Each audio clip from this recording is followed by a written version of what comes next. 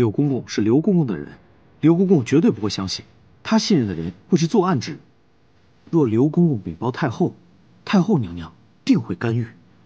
英格尔，你说的这些，其实我也早就想过了。我也觉得，不能因为这件事让皇上和太后娘娘再有什么冲突。我还有一个新的想法。如今柳公公并不知道我们已经将他视为嫌疑之人，那我们就可以对他做出很信任的样子，让他明日一同参加审讯。这样我们也可以在审问中观察他的举止和反应。娘娘说的很有道理啊。柳公公自以为安全，反而越容易露出马脚的。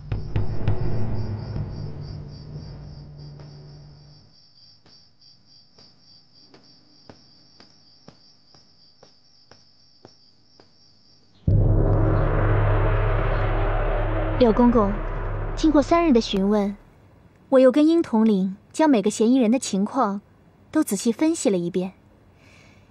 现在可以确定，钟粹宫里最有嫌疑的人，便是蓉儿、灵儿她们这2个侍女。如今我和英统领决定，今日要对2个侍女重新进行审讯。柳公公最熟悉这2个侍女，所以本宫决定想请柳公公一道参与审问。奴才遵命。娘娘找出了嫌疑之人，真是可喜可贺。若加以审问，再有英大人的大刑伺候，钟粹宫下毒之人必定无可遁逃。柳公公，咱们之前一起审过此案，如今又要一起审案了，这真是缘分啊！奴才承蒙娘娘信任，真是感激不尽。奴才只能说，我……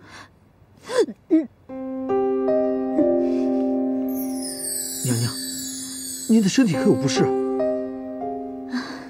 倒也没什么不适，可能这些日子神经实在过于紧张，食不下咽的，没有什么胃口吃东西，所以肠胃可能出了些小毛病。奴才给娘娘拿点药去吧。啊，不用了，咱们还是先谈正事吧。柳公公，麻烦你出去，先把那个灵儿带进来。这。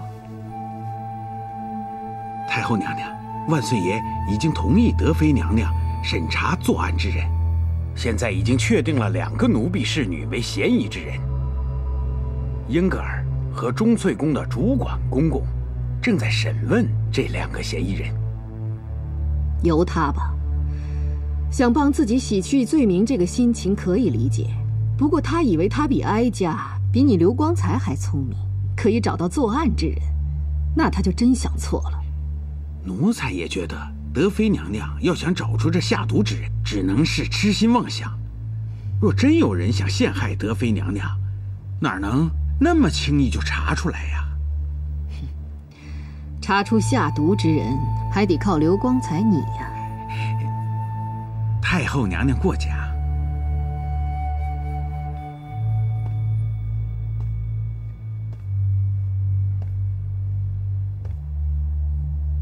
灵儿，知道为什么单独把你叫进来吗？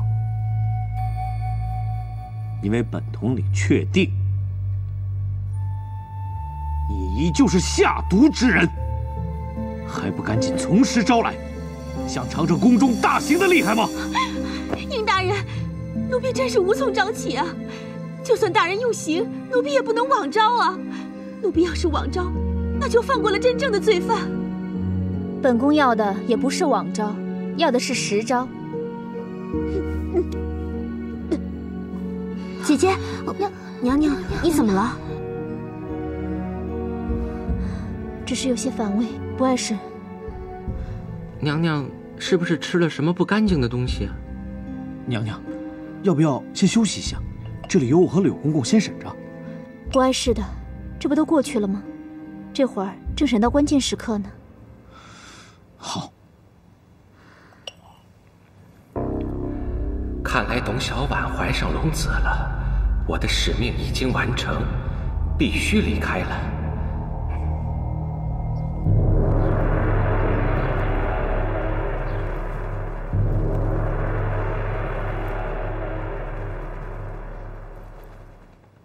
这也奇怪了，你说柳公公怎么还不来啊？这时辰可也不早了呀。娘娘，会不会是刘公公差他办事去了？不会，倘若刘公公差他去办事，他走之前会禀报我一声的。娘娘，我已经派侍卫去找他了，过一会儿就有结果了。好。叩见娘娘。雍统领，属下已经问明柳公公的去向了。宫门守卫说见他出宫去了。什么？你说柳二云出宫了？是。八达，你速去请刘公公到御书房来。走。娘娘，如果刘公公没有让柳二云出宫办差，那下毒之必是他无意了。你说，这个柳二云，他为什么要害我？娘娘，这些都会查清楚的。奴才得立刻去御书房，将这件事情禀报给皇上。等见到刘公公后，就知道到底是怎么回事了。好，那你快去吧。这。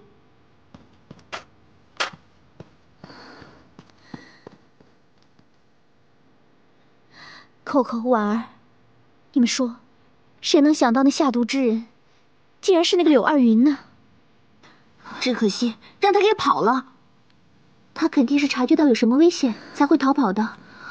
可是娘娘，您和殷大人都是瞒着他的呀。刘光才，你没让他出宫办差，人却跑了，就可以说明陷害德妃的人定是这个柳二云。万岁爷，这件事情奴才有罪有责，没想到奴才信任的柳二云他……你先别自责，朕并没有怪你。现在当务之急就是要查清楚这个柳二云到底是被何人收买了，他的幕后主使是谁？皇上，奴才以为这个柳二云的主子，极有可能是后宫的某位主子。刘光才，你同意英格尔说的吗？奴才同意英统领的话，可是人已经跑了，这事儿更难查了。好事这是件大好事啊！这样一来，德妃的冤情不就可以洗清了吗？哎呦，万岁爷，方才奴才太紧张了，这确是一件好事啊！皇上，奴才派侍卫去搜查了柳二云的住处，还不知道查出什么了。英统领，皇上，奴才去看看。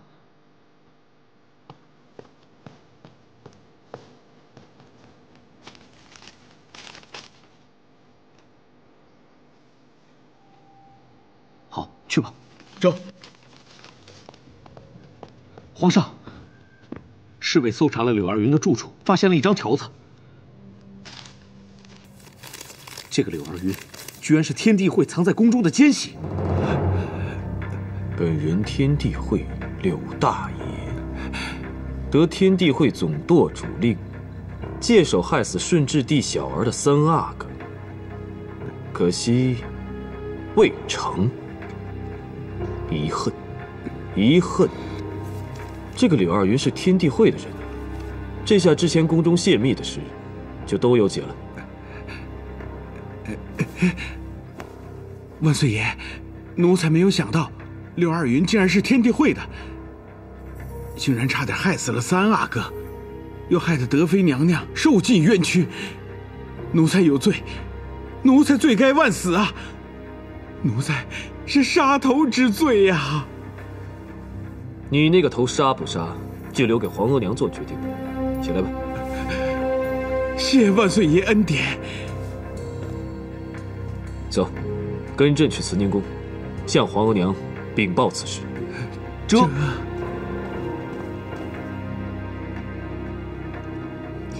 原来是天地会干的，这可都有解释。是啊，皇娘，前面的事都有解释，天地会的奸细也跑了，这件事情终于解决了，真是大好事儿。奴才该死，请太后娘娘治罪。刘光才，你虽然有师察之责，但哀家体谅你有几十个徒弟，你怎能认清柳二云的真面目呢？你也被他骗了。这件事，哀家不会治你的罪。起来吧。谢太后娘娘。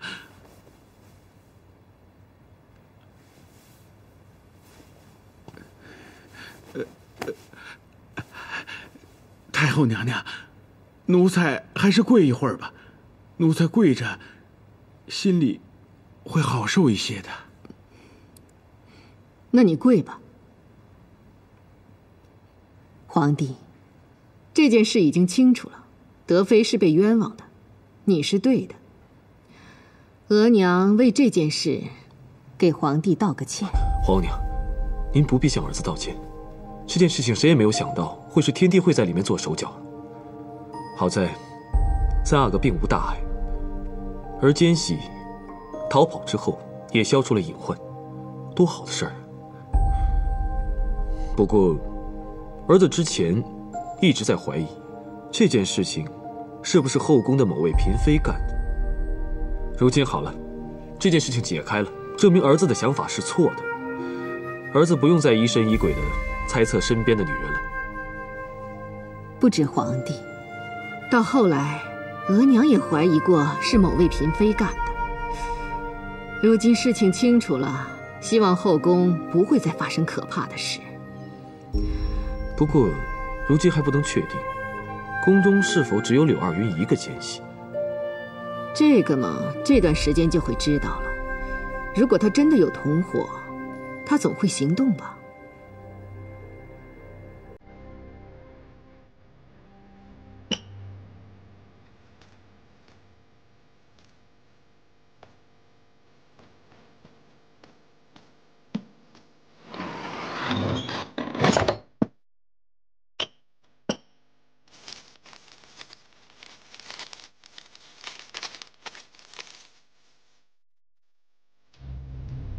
师父，有件事二云一直瞒着你。其实二云也是天地会的人，总舵主交给二云所办事顺利。师本毒案却不是二云所为，我逃离后正好保护董小宛。净室房李公公是我们的人，宫中只有师父与李兄弟二人了，保重。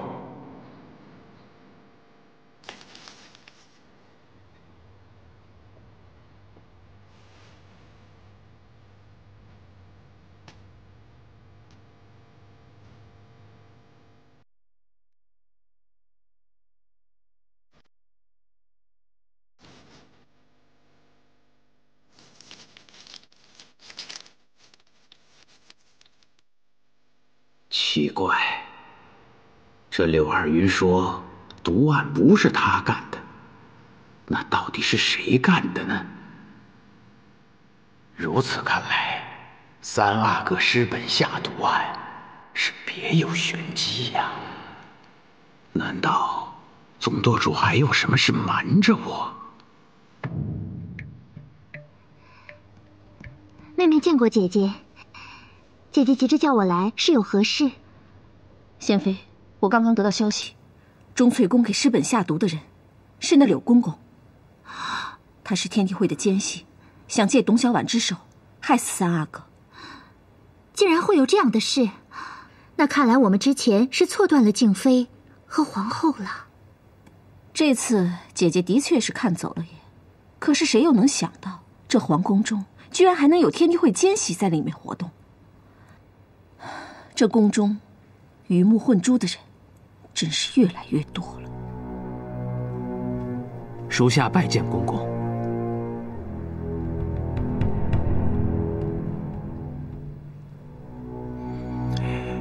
现在宫中只剩下我们2个人了。是，这宫中的天地会就只有属下和公公了。这总舵主办事真是周密之极呀！你在我眼皮子底下待了7、8年了，我居然不知道你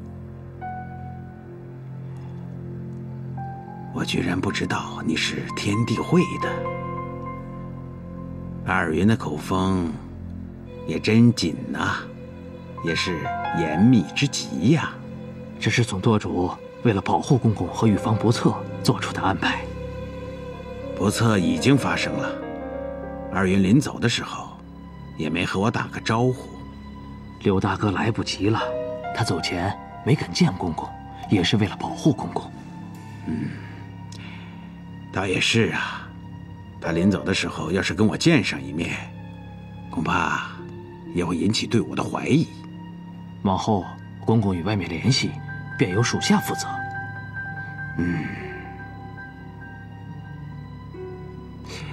你知道柳二云的字条写的什么吗？刘大哥没让看，属下不能看。他临走的时候跟你说过什么吗？说了一句话，他说他任务完成就要走了，让属下把这字条交给公公。你去吧。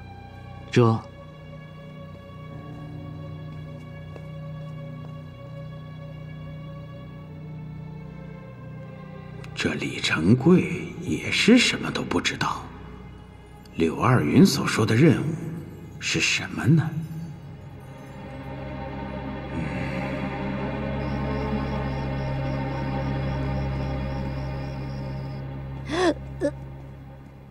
姐姐，来，先坐下，喝口水吧。姐姐，这是怎么了？干呕了好几日，吃了药也不管用。姐姐以前可从来都没有这样过。Coco， 姐姐可能有身孕了。啊？这怎么可能呢？姐姐不是一直都在服药吗？ Coco， 你是知道的，我略懂一些女人方面的医症。姐姐这几日感觉身子很不对，这个月该来的没来，又恶心干呕了很多次。先前只以为是胃里出了小毛病不舒服，可是服了平胃的药却也没见好转。皇上每次歇驾中翠宫，姐姐都服过金太医给的药啊，都是Coco服侍姐姐服用的。我也不知道是怎么回事啊。我在想，是不是皇上那边的药被皇上自己动了什么手脚啊？姐姐，你糊涂了，这可是天大的喜事儿啊！姐姐的冤情已经洗清，而且地位也稳固了。姐姐要赶紧把这个好消息告诉皇上，到时候皇上一定会保护姐姐，让姐姐把这个孩子生下来的。不行，这事儿先不能告诉皇上，也不能让任何人知道。再说，这究竟什么情况还不知道呢。还是先让金太医来瞧瞧，等瞧完了再说吧。那我现在就去请金太医，我就说姐姐染上了风寒。还是先别去了，皇上明日下午要去永平城观看两黄旗演练，还要去灾区巡视灾情。等皇上走了以后再说吧。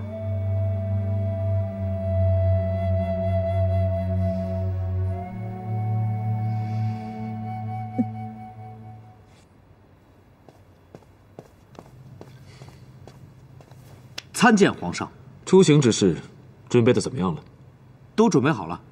皇上真是勤政，临出行前还在批阅奏章。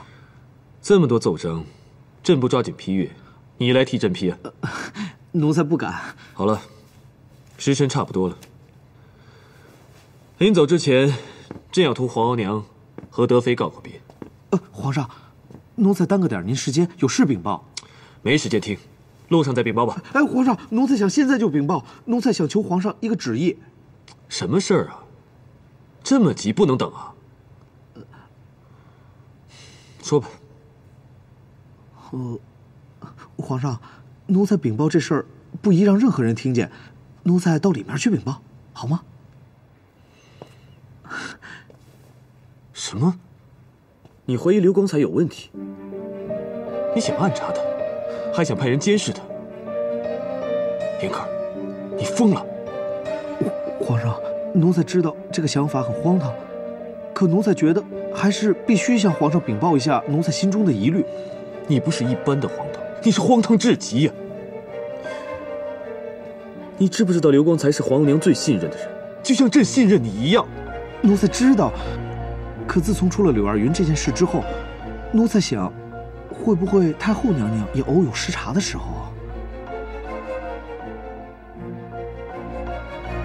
英格尔，你是说皇额娘也被刘光才给骗了？朕告诉你，绝不可能。奴才知道，刘公公是天梯会的可能性极小极小，可事情太重大了，宁错一万，不错万一啊！宁错一万，不错万一，这个成语用得好，用得妙。皇上，奴才是认真的。如果刘公公有问题的话，那可是不得了加不得了啊！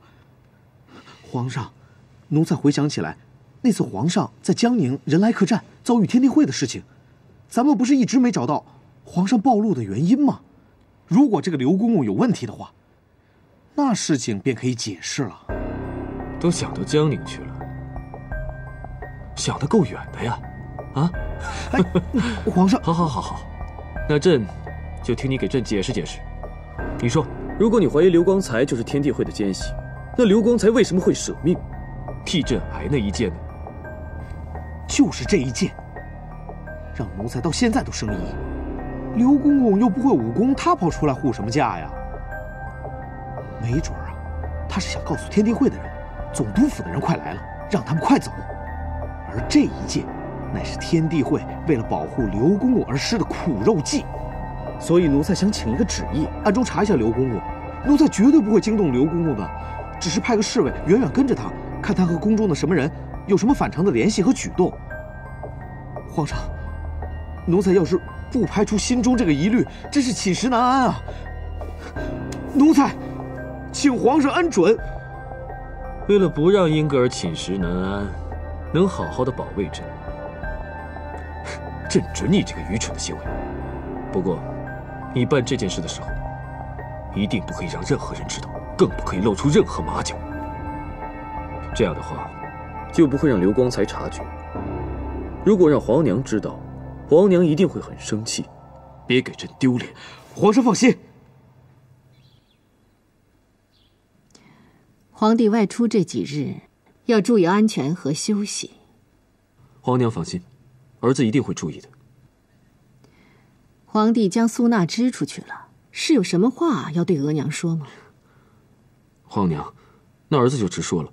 儿子这次去永平城看两黄旗的将士们，可儿子至今还没有亲掌两黄旗。儿子面对那些忠诚勇猛的将士，心里不是滋味。所以儿子想问问皇额娘，儿子什么时候才能得到旗印？皇额娘可有心理期限吗？旗印这件事，皇帝再等上4、5个月吧。不错，额娘可以随时交出旗印，但额娘要对议政会议负责。还要这么久啊？儿子以为德妃的冤情已清，议政会议也不敢再说三道四了。皇帝，议政会议交旗印的时候明确提出，要看看皇帝是否完全自觉自愿地遵守2条亲笔约书。因此，额娘不能太快交出旗印。额娘也希望交出旗印的时候，能让大多数议政大臣心服口服。如果这段日子皇帝都做得很好，而议政会议里有人做得不好，那这个2黄旗旗印，皇帝就会收得圆满无争，皇帝的宏图大愿也可以进行得更顺利些。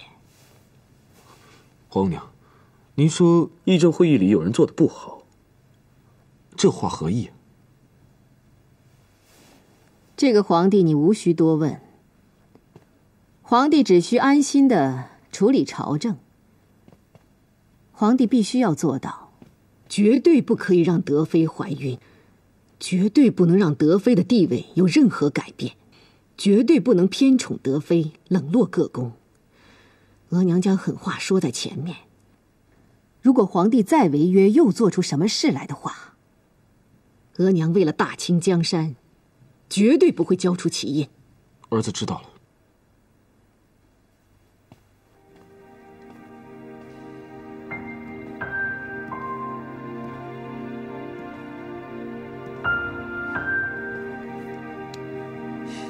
这立功这几日，你要好好照顾自己，注意休息，乖乖的等朕回来，知道吗？皇上放心吧，小婉一定好好的等皇上回来。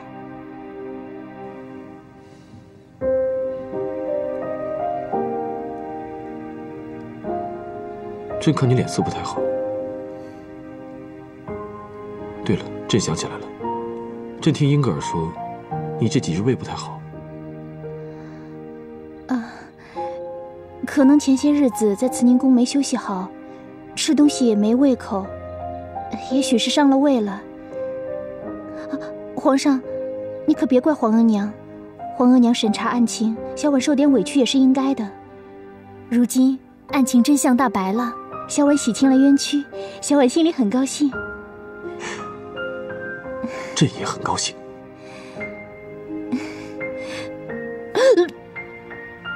怎么了？是不是又不舒服了？来，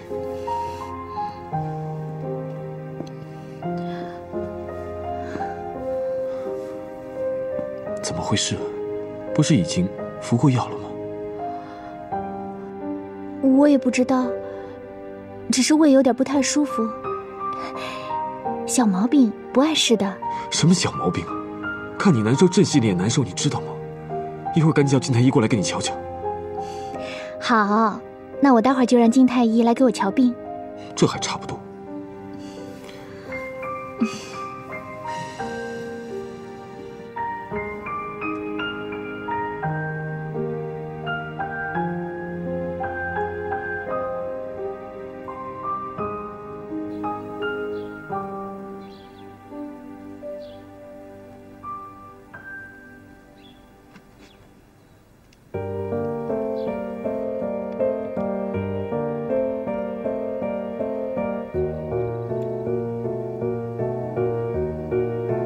金太医，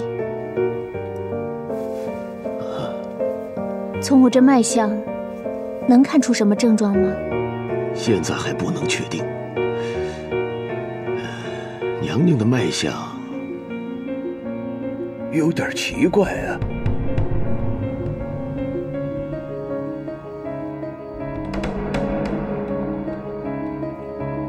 金太医，Coco是我最信任的人，当着他的面，你也可以有什么就说什么。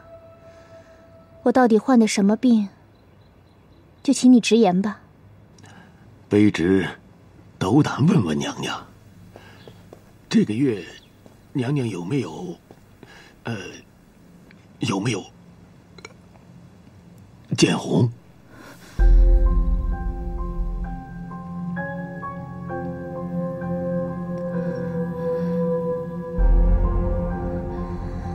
其实本宫也是略通医术的，本宫让你过来，只想确认一下。老实说，本宫这个月没有见红。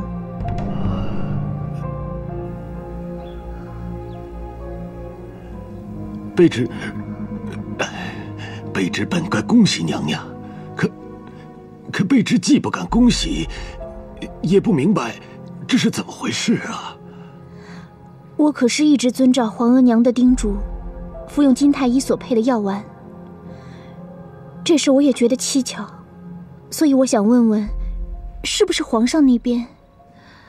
皇上那边服药有专人伺候着，就算皇上偶尔有几次忘了服药，可只要娘娘这边按时服了丸药，那就绝对不会怀上孩子的。卑职实话禀报娘娘，这药起主要作用的是娘娘这边。娘娘，卑职十分惶恐不解，卑职不可能配错药啊！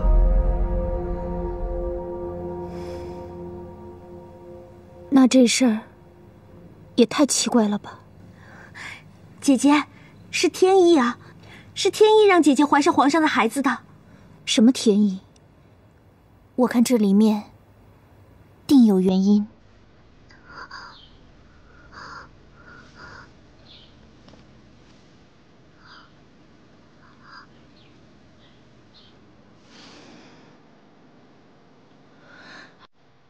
我知道怎么回事了。Coco，去把金太医配的药拿过来。是。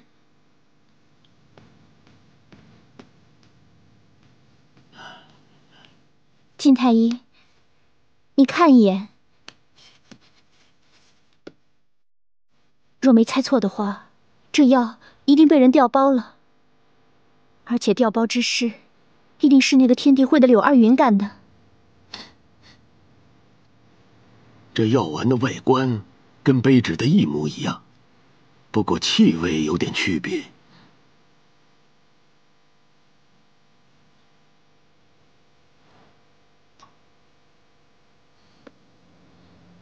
怎么样啊？娘娘，这是精心制作的解药啊！定是那个柳公公偷了卑职的药丸以后拿出宫去，天地会请来高明的医师验明卑职的药丸，而后做的解药啊！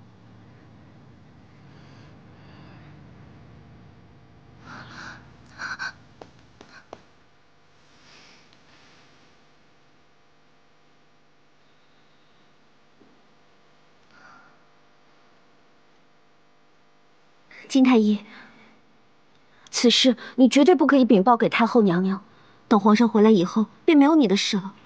Coco姑娘，这事卑职本来就无过失，可太后娘娘要是知道了，那可不得了啊！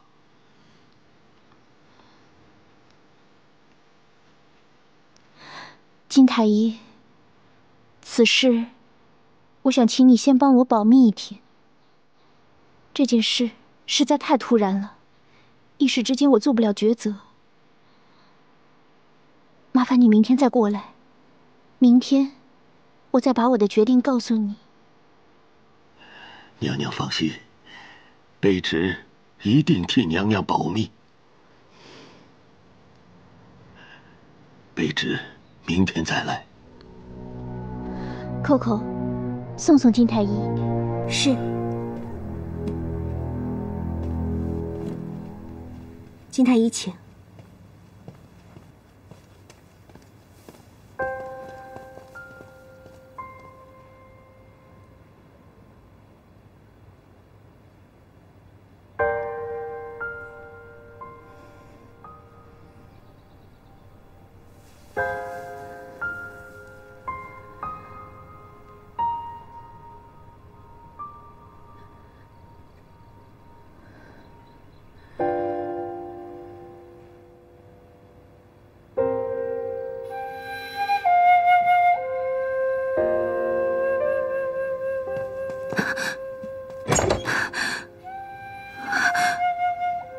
老天，德妃娘娘竟然怀孕了！这件事情得立即禀报太后娘娘才好。可是太后娘娘知道以后，定会逼着德妃娘娘立即打掉孩子。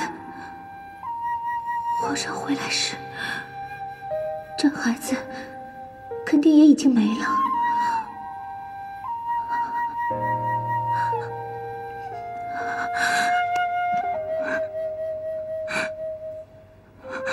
可是，只要在皇上回来之前，太后娘娘还不知情，德妃娘娘的孩子便可以保住了。若是德妃娘娘能够生下这个孩子，她在宫中的地位便真的稳固了。到时候，就再也没有人敢害她、敢动她了。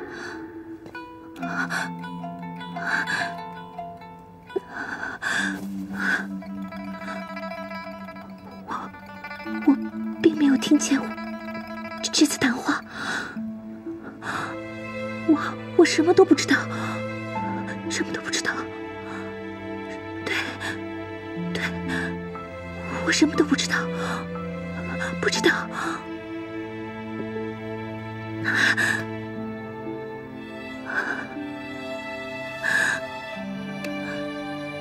老天爷，娘娘她好艰难才怀上这个孩子，婉儿求求您保佑德妃娘娘，让娘娘顺利将孩子生下来。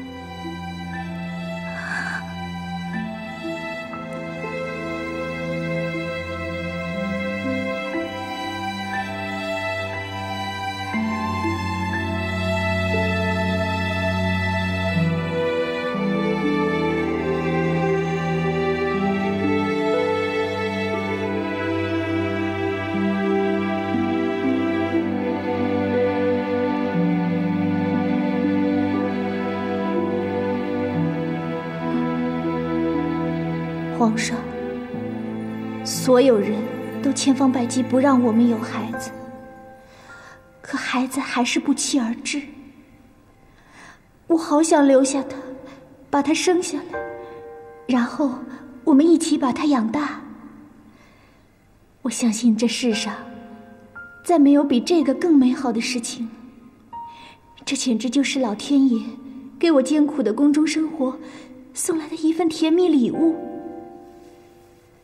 可是皇额娘会允许吗？王公大臣们会允许吗？你没有到手的棋印会允许吗？孩子，额娘保护不了你，额娘对不起你，额娘对不起你。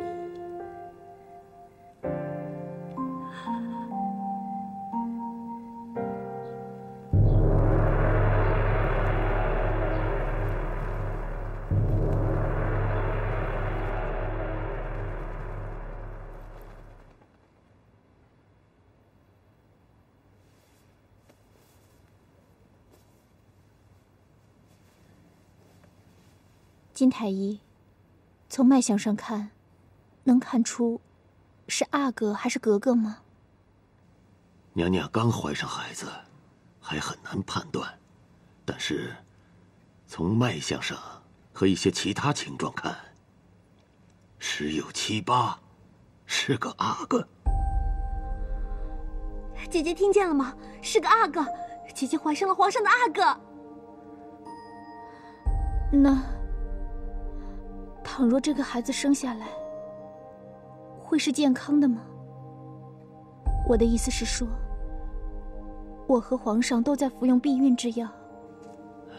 这个娘娘请放心，皇上服的药对身体绝无任何伤害。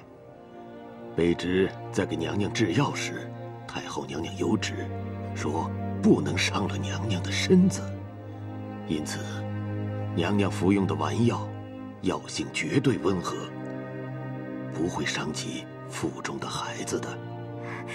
姐姐是个健健康康、一定没有问题的阿哥。那倘若我将这个孩子打掉，往后还能再生吗？卑职如实禀报，娘娘已经服用了一段时日的避孕之药。这次若打掉孩子，对往后的生产肯定会有极为不利的影响。但是，也还未到一定不能再有身孕的地步。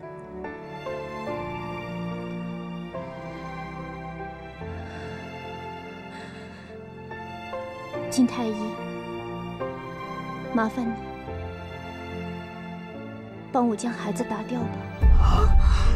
娘娘，你真要打掉自己的孩子？娘娘知道这对您有多大的损失吗？后宫的任何一位嫔妃都是拼了命想怀上皇上的孩子呀。娘娘，您生下这个孩子，您以后的地位便稳如泰山，谁也不敢再招惹娘娘了。娘娘以后一辈子的荣华富贵，全都有保障了呀。姐姐，金太医说的对，你为什么要打掉孩子啊？皇上回来以后，咱们便什么都不怕了。再说这个孩子，并非是姐姐违背太后的旨意得来的，太后娘娘知道了以后，也无话可说呀。姐姐，这都是天意啊！是啊，是啊，这是天意。金太医，这件事倘若皇额娘知道了，你不怕皇额娘杀你的头吗？你来我这儿给我瞧病，皇额娘那里可是瞒不住的。哎，娘娘是担心卑职的人头啊！哎呀，娘娘，您真是心慈啊！娘娘知道，皇上是卑职接的生，卑职对皇上有着外人难以想象的忠诚和感情啊！且卑职知道，皇上是多么希望娘娘您能生下属于你们自己的孩子呀！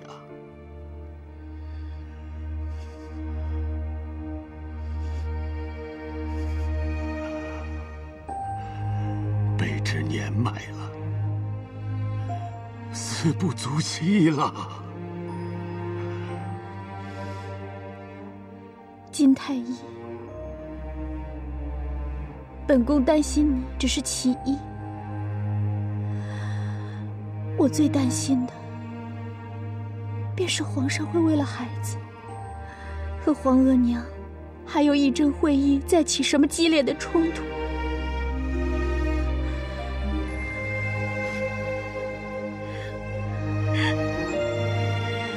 如今皇上还没有得到梁皇旗旗印，皇上极有可能为了这个孩子，永远都得不到两黄旗旗印。